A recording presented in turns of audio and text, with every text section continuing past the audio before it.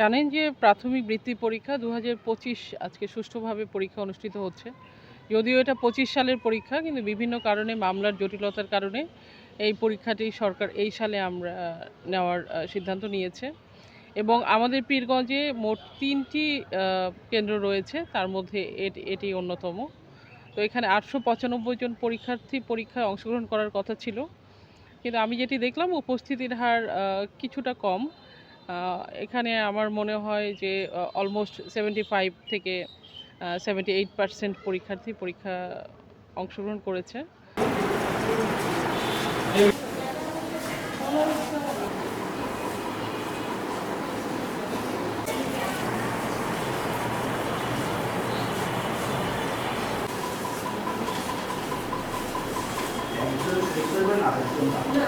প্রত্যাশা উপস্থিতি পরীক্ষার দিকে যাওয়ার পর বা বাচ্চাটা একটু ক্লাস 6-এ চলে গেছে, বাচ্চাদের একটু সমস্যা হয়েছে।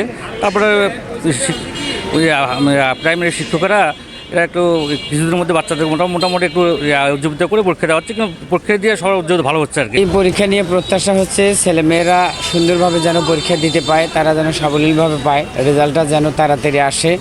আবার সঠিক সময়ে যদি পরীক্ষাটা প্রতি বছরে এইরকম হয়, কারণ এই প্রাইমারি স্তর থেকেই মানুষ উপরে ওঠার স্পৃহাটা জাগে। তো কঠিন হলে তো একটু সহজ দিতে হবে পরীক্ষা একটু, যেহেতু লেখাপড়া বন্ধ আসছিল আমার মেয়ের ঘরে, বাচ্চার ঘরে তো লেখাপড়া বন্ধ আসছিল, বন্ধের কারণে একটু কঠিন হবেই। তো এখন যেন রেজাল্টটা যেটুকু হয় তাড়াতাড়ি আসে, যেন রেজাল্টটা একটু ভালো হয় সেটা আমরা চেষ্টা করতেছি। এখন মনে করেন আমরা প্রথম থেকে আমার বাচ্চারা বলছি বেলে হলো তোমরা লেখাপড়া করতে থাকো,